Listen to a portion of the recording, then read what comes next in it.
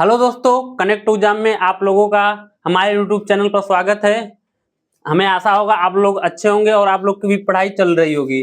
तो हम आप लोगों को रेलवे में तैयारी करने के लिए, रेलवे में जो कि आपका एलपी टेक्नीशियन जेई का आगे आपका एग्जाम होने वाला है, इसके चलते हुए हम आप लोगों को साइंस पढ़ा रहे हैं। साइंस में आपका चैप्टर फिजिक्स, अभी फिजिक्स चल रहा है सिलेबस में। तो फिजिक्स में हम आपका विद्युत चैप्टर चल रहे हैं। विद्युत चैप्टर के अंतर्गत हम आप लोगों को एक क्लास ले चुके हैं। उसमें आपको पीवाईक्यू के तहत, जो कि रेलवे में पिछले ही जो भी एग्जाम हुए उन सबको क्वेश्चन जो आए हैं, उन सबको क्वेश्चन को देखते हुए हम पीवाईक्यू के तहत आप लोगों को पूरा आपको जो चैप्टर है समझाने का प्रयास करेंगे। तो चलिए दोस्तों, लेट न करते हुए आते हैं क्वेश्चन पर। क्वेश्चन देखते हैं क्या है।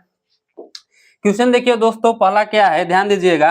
पहला क्वेश्चन में क्या पूछा जा रहा है? पहला क्वेश्चन में पूछा जा रहा है कि विद्युत वाहक बल का मान ई के बराबर होगा। जो विद्युत वाहक बल है यह किसके बराबर होगा? ऑप्शन ए में देखिए, ई बराबर विद्युत वाहक बल दिया गया क्यू अपॉन टी। क्यू का मतलब यहाँ आवेश से है। क्यू का मतलब क्या है? आवेश से। जो आपका क्यू है, जो क्यू है आपका, वह क्या है? आवेश है। यह आपका क्या है? आवेश है। क्यू आपका क्या? आवेश है। और आपका इसमें देखेंगे तो टी आपका टाइम है, मतलब समय है। टी आपका क्या? टाइम है। इसका मतलब यह समय को बताता है। तो इसमें आपका ऑप्शन में देखिए ए बी सी और डी। तो इसमें जो विद्युत वाहक बल है, जो ई का मान होगा, यह आपके ई बराबर क्या होगा? डब्ल्यू अपान क्यू। डब्ल्यू अपान क्यू क्या होगा? विद्युत वाहक बल। तो इसका कौन सा ऑप्शन सही होगा? ऑप्शन बी इस क्वेश्चन का सही होगा। विद्युत वाहक बल ई बराबर क्या होगा? डब्ल्यू अपान क्यू। तो चलिए दोस्तों, चलते हैं दूसरा क्वेश्चन। दूसरा क्वेश्चन देखिए क्या पूछा जा रहा है।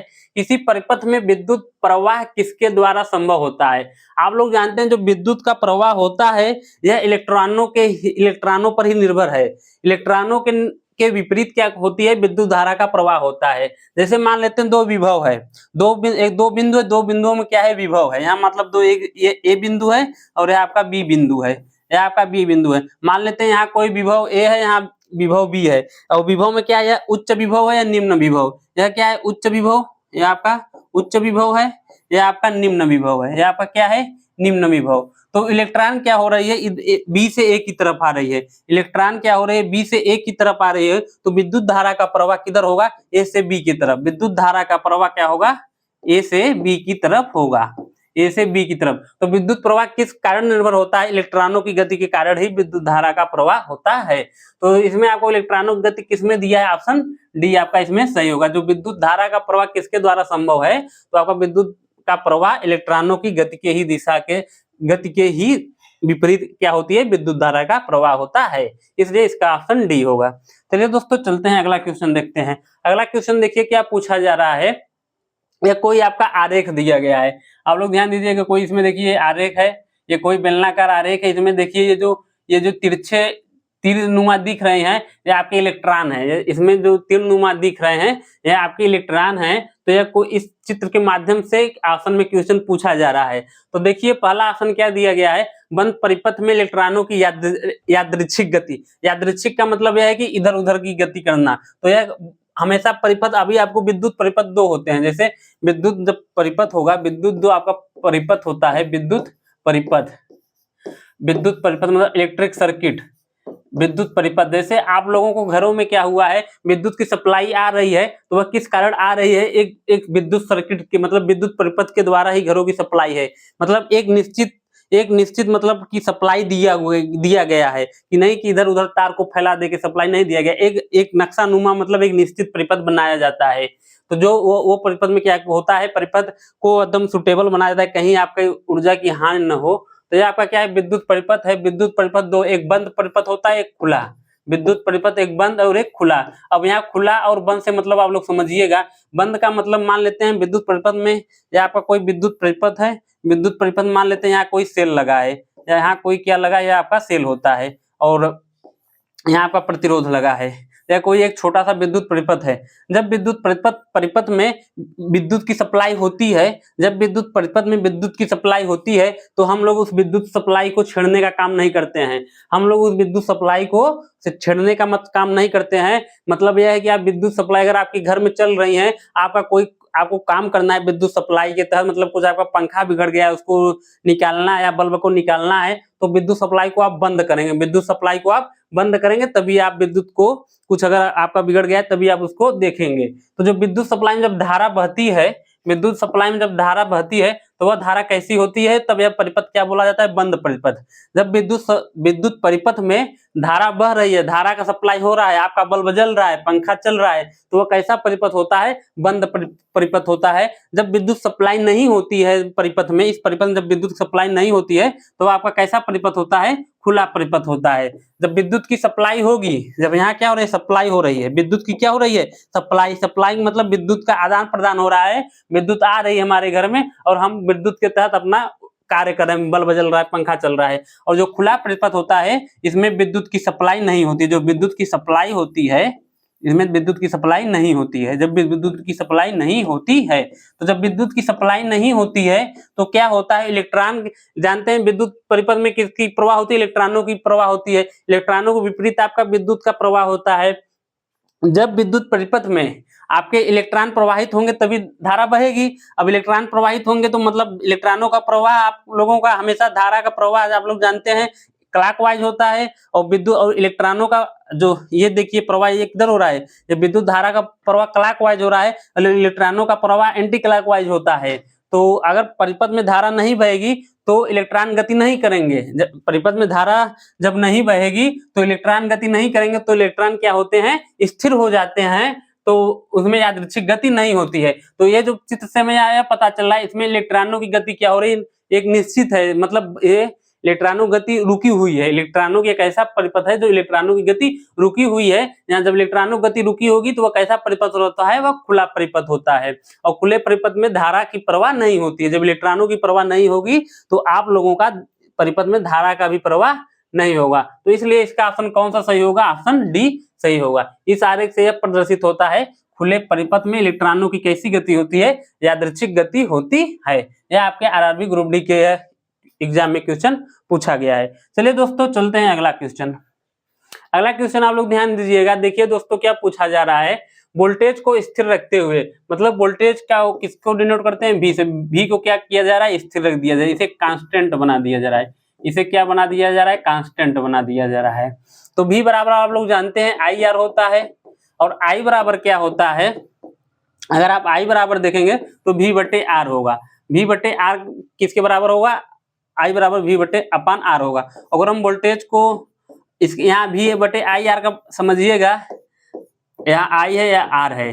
अगर आप यहाँ यह देखेंगे जो विद्युत धारा आई किसको डिनोट कर रहा है, विद्युत धारा को डिनोट कर रहा है। तो जो विद्युत धारा है और किसके व्युत्क्रमानुपाती यहाँ प्रतीत हो रहा है, प्रतिरोध के। आपके आर किसको डिनोट कर रहा है, प्रतिरोध के। आर किसको डिनोट कर रहा है, प्रतिरोध के। इस फिगर से में यहाँ पता चल रहा है कि जो विद्युत धारा होती है विद्युत प्रतिरोध के क्या होती है, व्युत्क्रमानुपाती होता है। मतलब आपका धारा का मान अगर बढ़ेगा, अगर आई का मान अगर बढ़ रहा है तो आर का मान क्या होगा, घटेगा। अगर धारा का मान बढ़ रहा है तो आर का मतलब प्रतिरोध का मान घटेगा, और जब प्रतिरोध का मान आपका बढ़ेगा, प्रतिरोध का मान बढ़ेगा तो धारा की मान आपकी क्या होगी, घटेगी। धारा की मान आपकी क्या होगी, घटेगी। मतलब एक दूसरे के क्या है, विपरीत है।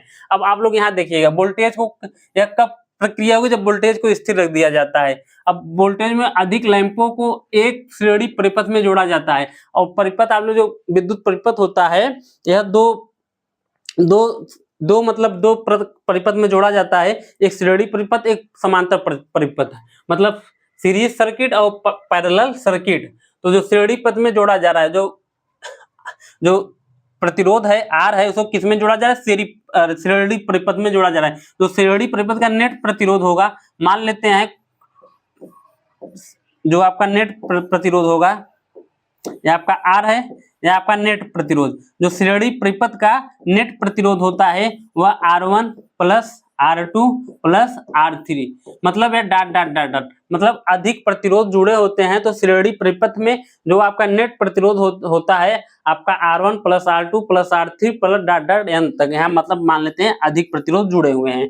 तो इसमें क्या हो रही है, यहाँ हमें यह पता चल रहा है कि अगर यहाँ प्रतिरोध अगर 5 मान लेते हैं, 5 लैंप लगे हैं, मान लेते हैं हम 5 लैंप लगे हैं, तो यहाँ नेट प्रतिरोध का मान कितना हो जाएगा, 5R हो जाएगा।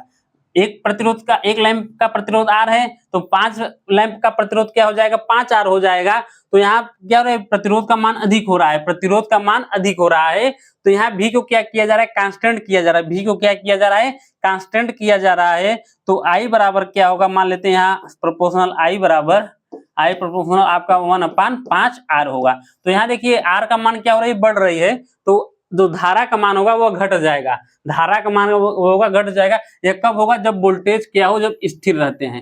जब वोल्टेज क्या होते हैं, स्थिर रहते हैं। आप लोग जानते भी हैं जो श्रेणी परिपथ होता है, श्रेणी परिपथ में आपके श्रेणी परिपथ में विद्युत धारा का मान क्या होता है, विद्युत धारा का जो मान होता है हमेशा समान रहता है।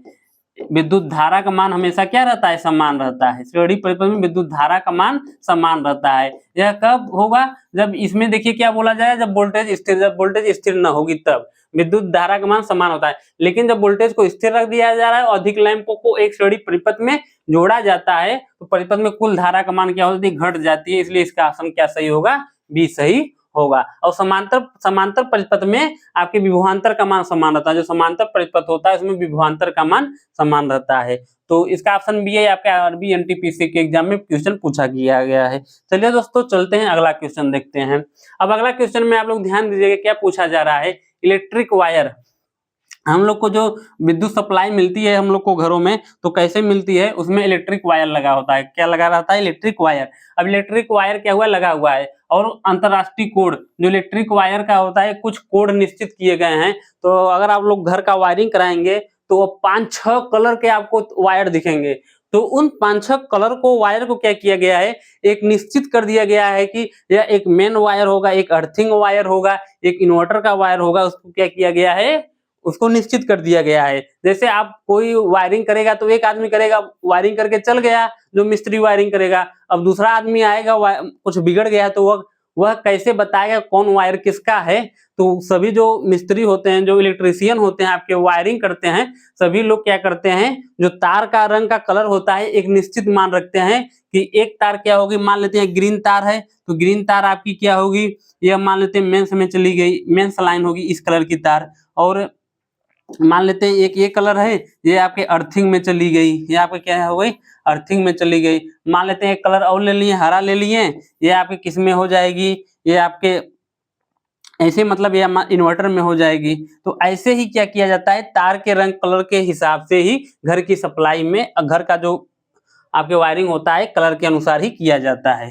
तो चलिए दोस्तों इस क्वेश्चन को समझने का प्रयास करिए, आप लोग को क्या पूछा जा रहा है। अब देखिए इलेक्ट्रिक वायर हेतु अंतरराष्ट्रीय, जो अंतरराष्ट्रीय है, अंतरराष्ट्रीय रंग कोड के अनुसार कौन सा विकल्प न्यूट्रल वायर को दर्शाता है। कौन सा विकल्प किसको दर्शाता है, न्यूट्रल वायर को, न्यूट्रल वायर को दर्शाता है। जो न्यूट्रल वायर को दर्शाता है वो आपका ए आपका लाल दिया गया, बी आपका हरा, सी नीला, डी पीला। तो इसमें कौन सा ऑप्शन सही होगा, सी नीला। जो इलेक्ट्रिक वायर होता है अंतरराष्ट्रीय कोड के अनुसार विकल्प न्यूट्रल वायर को कौन सा दर्शाता है, नीला को दर्शाता है। तो यहाँ आप लोग समझने का प्रयास करिए। अगर लाल है तो विद्युत में, अगर आपका लाल कलर है, मान लेते हैं यह लाल है, यह कैसा होगा, यह लाल होगा। लाल कलर होगा तो वह क्या होगा, इसमें इलेक्ट्रिक की मेन सप्लाई आ रही है। और अगर नीला होगा, अगर नीला या काला, ये मान लेते हैं काला है, या काला है तो यह उदासीन, नीला या काला आपका किसका होता है, उदासीन का होता है। और आपका हरा एक होता है, हरा आपका क्या होता है, भूत तार मतलब अर्थिंग का होता है। यही 3 कलर क्या होते हैं विद्युत सप्लाई में, इलेक्ट्रिक जो वायर होता है इंटरनेशनल मानक दिया गया है। तो यहाँ देखिए क्या हो गया है, जो नीला है या काला, नीला या काला आपको किसको दर्शाता है, न्यूट्रल को दर्शाता है। या क्या इसको दर्शाता है, न्यूट्रल को, यह आपके न्यूट्रल को दर्शाता है। और जो लाल होता है आपके फेस को दर्शाता है, आपके फेस को दर्शाता है, मतलब मेन सप्लाई को दर्शाता है। और जो हरा होता है आपका, ये आपके जो हरा होता है, आप बताए ना, हरा आपके अर्थिंग को दर्शाता है। हरा आपके किसको दर्शाता है, अर्थिंग को दर्शाता है। तो यही 3 कलर के कोड होते हैं। तो यह आप क्वेश्चन को समझ गए होंगे। लाल आपके विद्युत में मतलब फेस को दर्शाता है, नीला या काला आपके उदासीन, या आप इसे बोल सकते हैं अर्थिंग नहीं, उदासीन या न्यूट्रल को दर्शाता है। हरा आपके भूतार को दर्शाता है। चलिए दोस्तों अगला क्वेश्चन देखते हैं। अगला क्वेश्चन देखिए क्या पूछा जा रहा है, विद्युत परिपथ में होता है। आप लोग को अभी क्या बताएं, विद्युत परिपथ होता है, विद्युत परिपथ कैसे माना जाता है।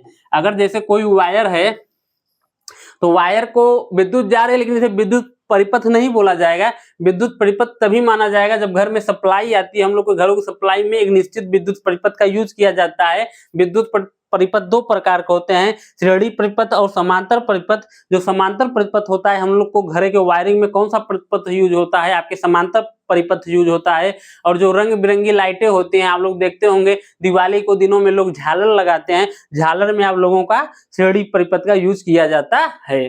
तो ये आपको विद्युत परिपथ में अब यह पूछा जा रहा है कि इसमें कौन सा, इसमें ऑप्शन के हिसाब से देखिए क्या पूछा जा रहा है। तो ए ऑप्शन दिया गया विद्युत घटक, संयोजित तार और प्लग कुंजी होता है। बी में विद्युतीय घटक, संयोजित तार और सेल होता है। सी में विद्युतीय घटक और संयोजित तार होता है। डी में विद्युतीय घटक, संयोजित तार, सेल और प्लग कुंजी होती है। तो यहाँ आप लोग समझने का प्रयास करिए, जो आपका विद्युत परिपथ होता है, यहाँ हम आपको विद्युत परिपथ बना रहे हैं। ये जो होता है प्लस होता है, हम माइनस होता है। धारा हमेशा प्लस की दिशा से होकर बहती है। और ये आपका विद्युत परिपथ, ये आपके तार हो गए। और सेल ये आपका क्या है, ये आपका सेल है, ये आपका क्या है, सेल है, या आपके बैटरी या सेल बोल सकते हैं। और प्लग कुंजी, और यहाँ क्या लगा होता है, यहाँ कुंजी लगा होता है। यहाँ आपका क्या लगा होता है, कुंजी लगा होता है, आपका क्या है, कुंजी है। और प्लग हो गया, प्लग या कुंजी, और तार लगा रहता है। और मान लेते हैं यहाँ आपका, यहाँ क्या है आपका, यहाँ प्रतिरोध, मतलब कोई यहाँ बल्ब भी लगा सकते हैं। ये आपका कैसा होता है, ये आपका क्या बता रहा है, विद्युत परिपथ को बता रहा है। तो इस विद्युत परिपथ में क्या होते हैं, विद्युतीय घटक होते हैं, और आपके क्या होते हैं, संयोजित तार होते हैं, और आपके सेल होते हैं, और प्लग और कुंजी होते हैं। इसलिए इसका ऑप्शन कौन सा सही होगा, ऑप्शन डी सही होगा। चलिए दोस्तों, चलते हैं अगला क्वेश्चन देखते हैं। अगला क्वेश्चन देखते हैं क्या है। अगला क्वेश्चन में देखिए क्या पूछा जा रहा है, चित्र में दिखाए गए संकेत को विद्युत परिपथ संदर्भ में क्या कहते हैं। तो कभी कभी एग्जाम में क्या होता है, जो विद्युत परिपथ होता है, विद्युत परिपथ का जब फिगर बनाया जाता है, तो कौन सेल है, कौन बैटरी है, कौन कुंजी है, कौन प्रतिरोध है, कौन वोल्ट मीटर है, कौन अमीटर है, कौन विद्युत बल्ब है, इन सब का संकेत के तहत ही विद्युत परिपथ में बनाया जाता है।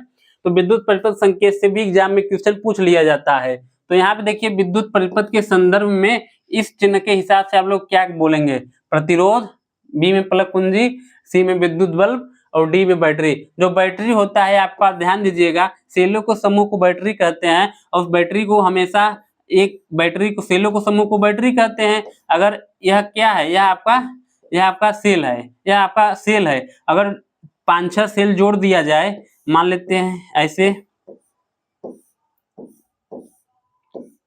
यह आपका बैटरी हो गया, यह आपका सेल है। सेलों के संख्या को अधिक कर दिया जाए तो वह बैटरी का रूप ले लेती है। वह किसका रूप ले लेती है, बैटरी का रूप ले लेती है। हम लोग को इन्वर्टर में देखते हैं, और बैटरी में देखेंगे कि आपके प्लेट होता है, 5 छह पानी डालने के लिए 6 बना रहता है, 12 वोल्ट की बैटरी होती है। तो उस 6 में क्या होता है, 6 अलग अलग सेल होते हैं। उन सेल के माध्यम से क्या होती है, बैटरी का निर्माण होता है। बैटरी को हमेशा इस चित्र से संदर्भित करते हैं। और प्लग कुंजी को ऐसे डिनोट किया जाता है, और प्रतिरोध को हमेशा ऐसे डिनोट किया जाता है। और जो विद्युत बल्ब होता है, विद्युत बल्ब को ऐसे डिनोट किया जाता है। यह आपका क्या है, विद्युत बल्ब है। यह आपका क्या है, विद्युत बल्ब। इसलिए इसका ऑप्शन कौन सा सही होगा, ऑप्शन सी सही होगा। तो हमें आशा होगा आप लोग क्वेश्चन को समझ गए होंगे। दोस्तों अगला क्वेश्चन देखते हैं। अगला क्वेश्चन देखिए क्या पूछा जा रहा है, जब एक परिपथ में कई प्रतिरोध श्रृंखला में जुड़े होते हैं।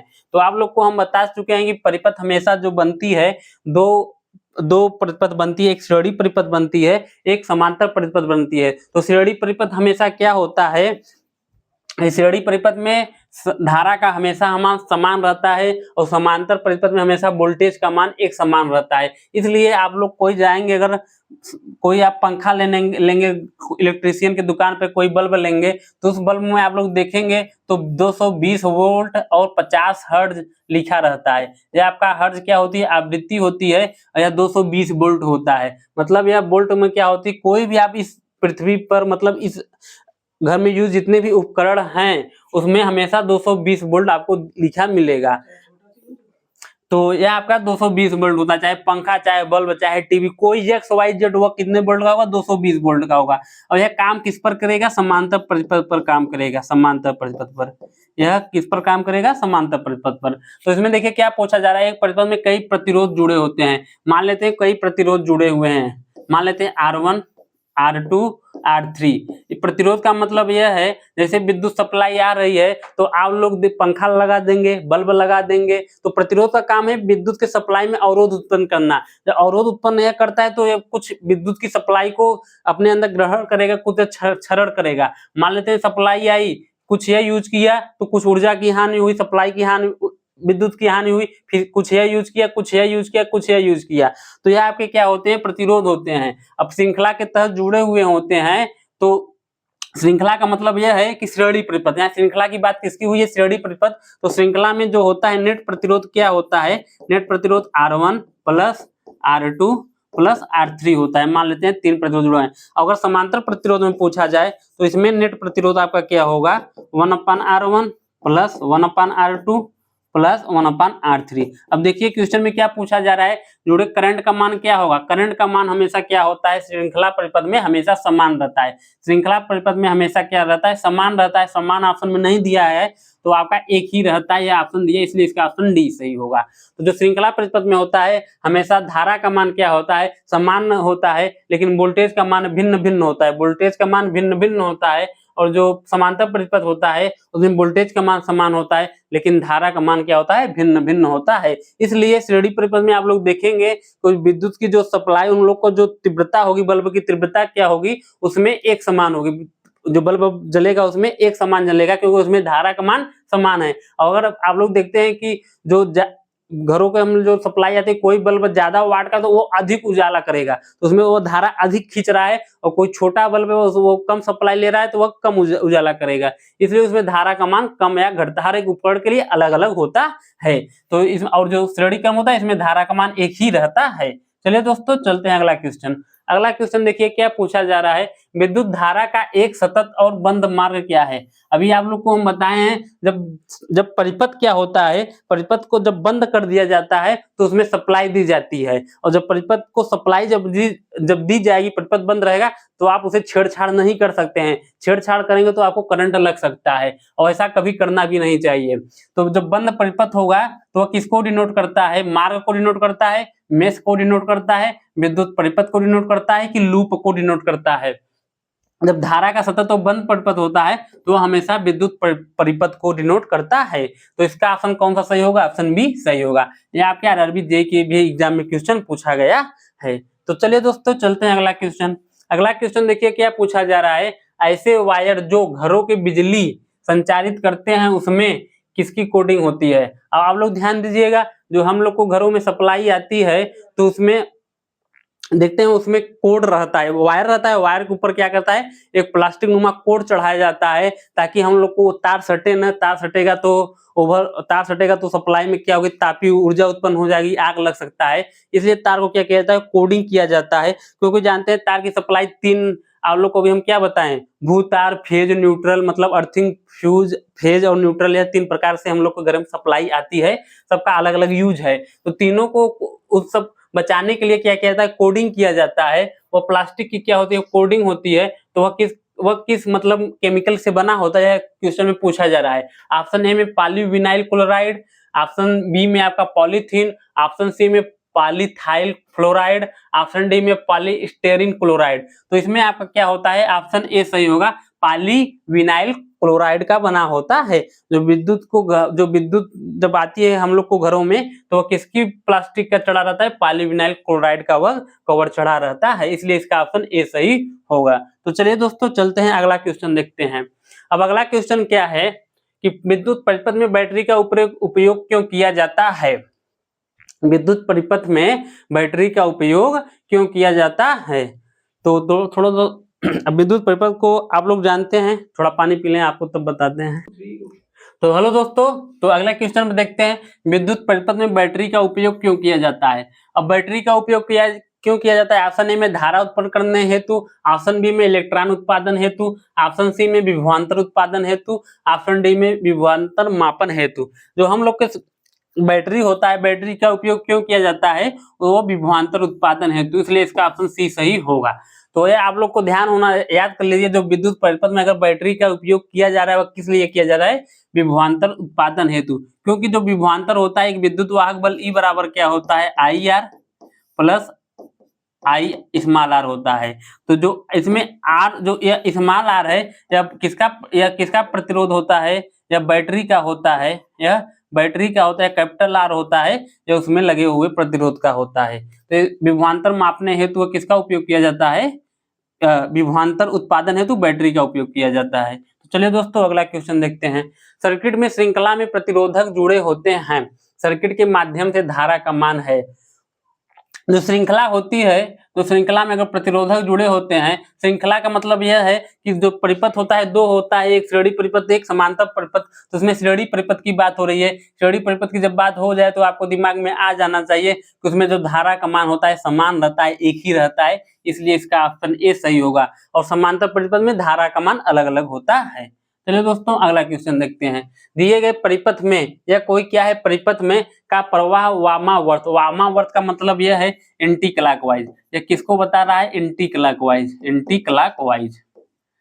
और जो धारा बहती है, आप लोग हमेशा ध्यान दे लीजिए, जो धारा बहती है, जो धारा आपके विद्युत करंट बहता है हमेशा क्लॉकवाइज बहता है, हमेशा क्लॉकवाइज बहता है, मतलब दक्षिणावर्त की दिशा में होती है। तो धारा देखिए यह जा रही है, धारा देखिए यह जा रही है। तो धारा जब जा रही है इस फिगर से में वामावर्त की दिशा किसे पता करेगा, क्योंकि जो धारा का विपरीत होता है हमेशा इलेक्ट्रॉनों की गति होती है। तो ऑप्शन ए में धारा, ऑप्शन बी में वोल्टेज, ऑप्शन सी में प्रतिरोध, ऑप्शन डी में इलेक्ट्रॉन। तो इसमें कौन सा ऑप्शन सही होगा, इसमें इलेक्ट्रॉनों की जो गति होती है वो वामावर्त होती है। तो इसका ऑप्शन डी सही होगा। तो चलिए दोस्तों चलते हैं अगला क्वेश्चन। अब अगला क्वेश्चन देखिए क्या पूछा जा रहा है अगले क्वेश्चन में। अगला क्वेश्चन में जब मेंस मुख्य तार से ली गई विद्युत धारा 20 एम्पीयर से अधिक हो। अब मेंस आप लोगों को घरों में जब विद्युत की सप्लाई आती है तो वहां पे 20 एक निर्धारित वहां लगाया जाता है कि जो 20 एम्पीयर से अधिक विद्युत की सप्लाई न आए। एक वहां पे फ्यूज लगाया जाता है ताकि 20 एम्पीयर से अधिक सप्लाई न आए, या आप उसको फ्यूज बोल सकते हैं। आजकल तो उसको क्या एमसीबी भी लगाया जा रहा है। तो वो क्या करता है, धारा को ज्यादा नहीं सप्लाई आने देता है। तो यदि धारा 20, आप लोगों का घर का मानक है 20 एम्पीयर सप्लाई से अधिक नहीं होना चाहिए, लेकिन क्या हो रहा है अब अधिक आ गई तो अतितापन होगा। अतितापन मतलब क्या होगा, हीट होगा। हीट होगा तो उसमें आग लगने की इसमें कारण है। अतितापन मतलब उसमें आग लग गई। अतितापन होगा क्या होगी, आग लग जाएगी। गर्म होगा क्या, उसमें आग लग जाएगी। इसे क्या कहते हैं, जब आग लग जाएगी तो इसे क्या कहते हैं। ऑप्शन ए में विद्युत प्रघात, ऑप्शन बी में विद्युत भारण, ऑप्शन सी में विद्युत अधिभारण, ऑप्शन डी में अधितापन। तो इसमें आपका कौन सा ऑप्शन सही होगा, ऑप्शन सी अधिभारण। अधिभारण का तापन होता है ओवरलोडिंग, ओवरलोडिंग। मान लेते हैं आप लोग को घरों की सप्लाई से कोई मुख्य तार से आप लोग को 20 एम्पीयर की ही आप लोग घर का सामान यूज कर रहे हैं, लेकिन आपने क्या किया 20 एम्पीयर से अधिक यूज कर लिया, तो क्या होगा, सप्लाई अधिक आ जाएगी। जब सप्लाई अधिक आ जाएगी तो वहां तापन होगा, अधिक हीट होगा तो आग लग जाएगी। तो इसे क्या बोलते हैं, अधिभारण बोलते हैं, कि आप विद्युत का सप्लाई ज्यादा यूज कर रहे हैं, जो कि होना चाहिए 20 एम्पीयर से कम। तो इसलिए इसका ऑप्शन सी सही होगा। तो चलिए दोस्तों अगला क्वेश्चन देखते हैं। यदि विद्युत परिपथ आरेख में सेल के चिन्ह को एक लंबी और एक छोटी रेखा होती है, लंबी रेखा इसको टर्मिनल को क्या दर्शाती है। तो अभी हम आप लोग को बताए हैं जो सेल होता है, सेल को हमेशा एक छोटी लाइन और एक बड़ी लाइन से डिनोट करते हैं। जो छोटी लाइन होती है या ऋणात्मकता को दर्शाती है, जो बड़ी लाइन होती है वह धनात्मक को दर्शाती है। यदि हम 5-6 सेल को जोड़ देते हैं, यदि हम ये 5-6 सेल को जोड़ देते हैं या 5-6 सेल जोड़ के क्या करते हैं, एक बैटरी का निर्माण कर देते हैं। तो इसमें देखिए जो बड़ी लाइन होगी वो धनात्मक होगी, छोटी लाइन ऋणात्मक होगी। तो लंबी रेखा मतलब यह है, लंबी लाइन की बात की जा रही है तो हमेशा कैसी होगी, धनात्मक होगी। तो इसलिए इसका ऑप्शन कौन सा सही होगा, ऑप्शन बी सही होगा। तो चलिए दोस्तों चलते हैं अगला क्वेश्चन। अगला क्वेश्चन देखिए क्या पूछा जा रहा है। विभिन्न विद्युतीय परिपथ सुरक्षा उपकरणों में से, आप लोग जानते हैं जो विभिन्न परिपथ दो होते हैं, एक समांतर परिपथ, एक श्रेणी परिपथ। अब उनको सुरक्षा करने के लिए एक क्या करता है, एक उपकरण लगाया जाता है। उसको क्यों कि तापी प्रभाव और आधारित उपकरण को क्या कहलाता है, वह क्या काम करता है उपकरण कि वो अधिक सप्लाई नहीं आने देता है। अधिक सप्लाई आएगी तो वह खुद जल जाएगा, आपके उपकरण को वह बचा लेगा। इसलिए इसका ऑप्शन देखिए इसमें क्या पूछा जा रहा है, सुरक्षा उपकरण आपका क्या सही होगा, ऑप्शन हमेशा फ्यूज सही होगा। तो ये आपका क्या है, फ्यूज है। तो चलिए दोस्तों चलते हैं अगला क्वेश्चन। चलो दोस्तों चलते हैं अगला क्वेश्चन देखते हैं। समांतर परिपथ की बात हो रही है, हमेशा दो परिपथ होता है, दिमाग में आ जाना चाहिए, एक श्रेणी परिपथ, एक समांतर परिपथ।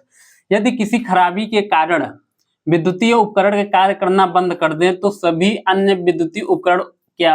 अब देखिए इसमें क्या कर रहे हैं, जो समांतर परिपथ होता है, लोग को हम बना देते हैं, थोड़ा समांतर परिपथ समझ लीजिएगा। देखिए ये आपका समांतर परिपथ हम बना रहे हैं। चलो दोस्तों देखिए इसमें किसकी बात हो रही है, समांतर परिपथ की बात हो रही है। तो आप लोग को हम बताएं जब परिपथ की बात हो जाए तो दो याद दिमाग में बैठ जाना चाहिए, एक समांतर परिपथ, एक श्रेणी परिपथ। और जो हम लोग को घरों को अंदर जो सप्लाई आती है वो हमेशा समांतर परिपथ में आती है। समांतर परिपथ का यह कारण हो, यह आप लोग मेन उसका मकसद क्या है, उसका मेन मतलब उसका वो कैसे काम करती है, उसका जो वर्क है, हमेशा समांतर परिपथ में आपको हम लोग को घर में जब सप्लाई आती है, मान लेते हैं बल्ब भी जल रहा है, पंखा भी चल रहा है, टीवी भी चल रहा है। अब आपने बल्ब बंद कर दिया, क्या आपकी सप्लाई रुक जाएगी? नहीं, ऐसा नहीं होगा।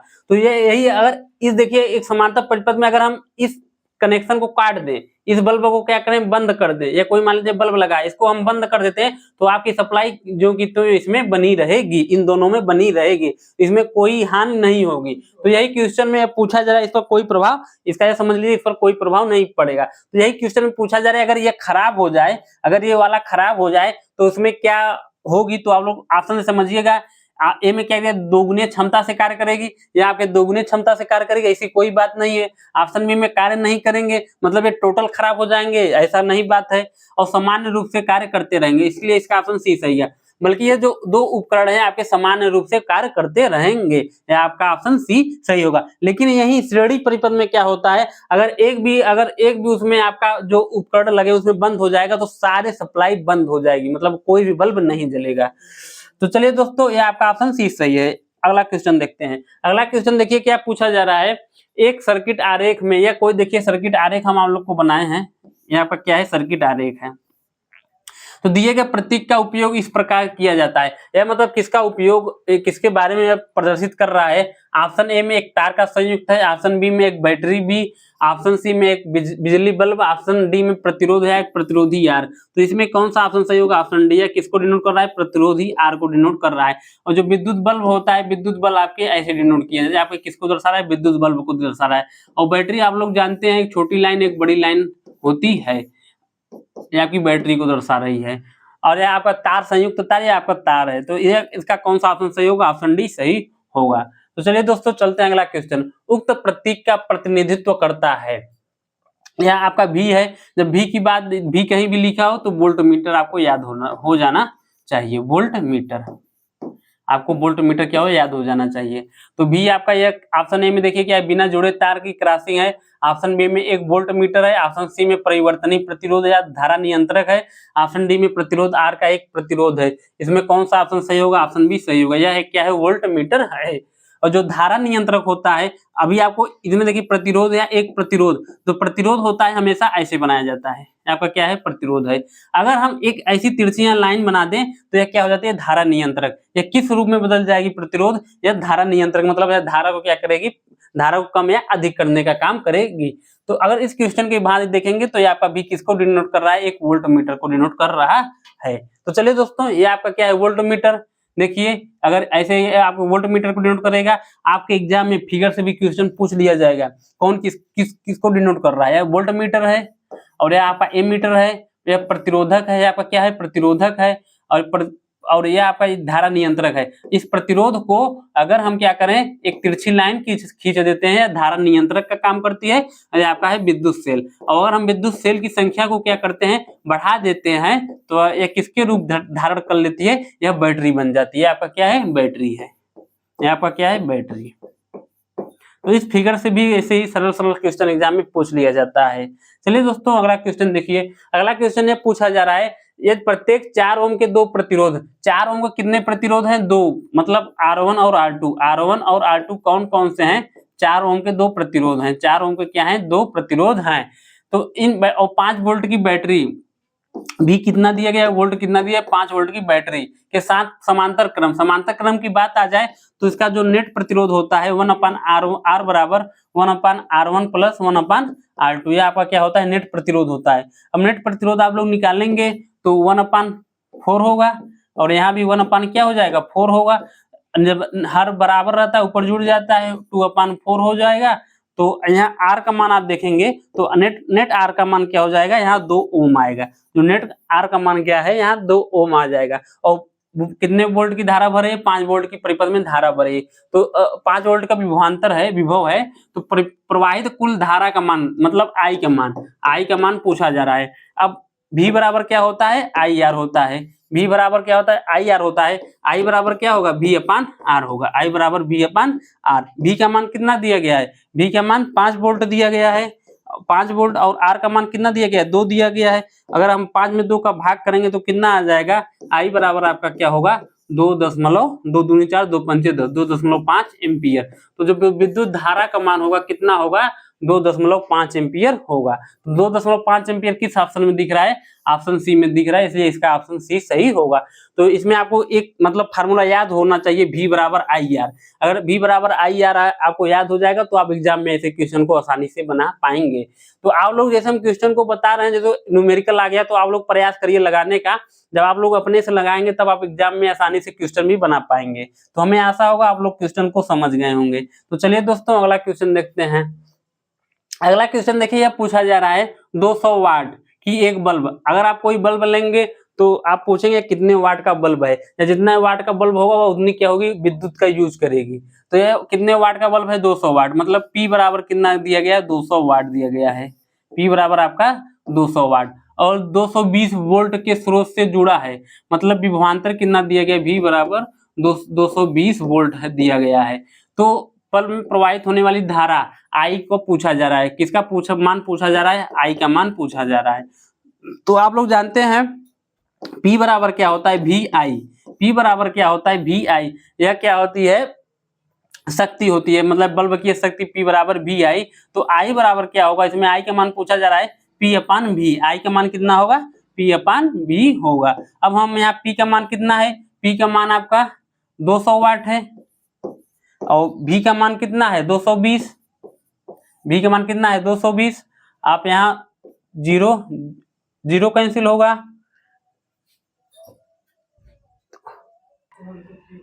तो यहाँ देखिए आप लोग इसको कैलकुलेशन करने का काम करिए। यहाँ था तो आप लोग यहाँ देखेंगे तो 0 कट गया, तो ये ऊपर देखेंगे तो यहाँ 2 से भी कटेगा, तो यहाँ 10 अपन कितना बचेगा, 11 बचेगा। तो 10 को हम 11 से भाग देंगे। अगर 10 को हम क्या किया जा रहा है, 11 से क्या किया जा रहा है, भाग दिया जाएगा। तो 11 से क्या होगा, यहाँ 0 होगा, यहाँ 0, यहाँ दशमलव, तो 11 9 क्या होगा, 99 होगा। तो यहाँ कितना शेष बचेगा, 1 बचेगा। फिर यहाँ 1 0 तो उतर जाएगा, लेकिन दूसरे 0 के लिए 0 लेना पड़ेगा। फिर 11 9 99। तो यह प्रक्रिया ऐसे चलती रहेगी, फिर आपका एक शेष आ गया। तो अगर आप यहाँ थोड़ा सा मैथ का यूज करेंगे तो जब 9 हटता है तो क्या होती है, एक इस बाएं वाले पद में जुड़ जाता है। तो यहाँ क्या होगा, 9.1 होगा, 0.91, 0.9 एम्पियर इसका ऑप्शन सही होगा। तो अगर कोई 200 वाट का बल्ब है, 220 वोल्ट के स्रोत से जुड़ा है, तो बल्ब में कितनी धारा यूज करेगा, 0.91 एम्पियर धारा यूज करेगी। इसलिए इसका ऑप्शन कौन सा सही होगा, ऑप्शन ए सही होगा। तो चलिए दोस्तों चलते हैं अगला क्वेश्चन। तो यह आपका आज का क्वेश्चन का सीरीज खत्म होता है। फिर हम अगली क्लास में एक नए क्लास के साथ एक नया सीरीज लेके आएंगे। मतलब डेली कोई ना कोई क्लास आपका इसमें क्वेश्चन के माध्यम से हम आपको बताने का प्रयास करेंगे। तो चलिए दोस्तों, अगर आप लोग हमारे इस चैनल पे नए लोग हों तो आप लोग प्लीज सब्सक्राइब और शेयर जरूर करिए। तो हमारे इस यूट्यूब के माध्यम चैनल के माध्यम से मैथ की भी क्लास, रीजनिंग की भी क्लास, जीएस की भी क्लासें चल रही हैं। तो आप हमारे इस कनेक्ट एग्जाम से जुड़िए और अपनी तैयारी को मजबूत बनाइए। चलिए दोस्तों, धन्यवाद।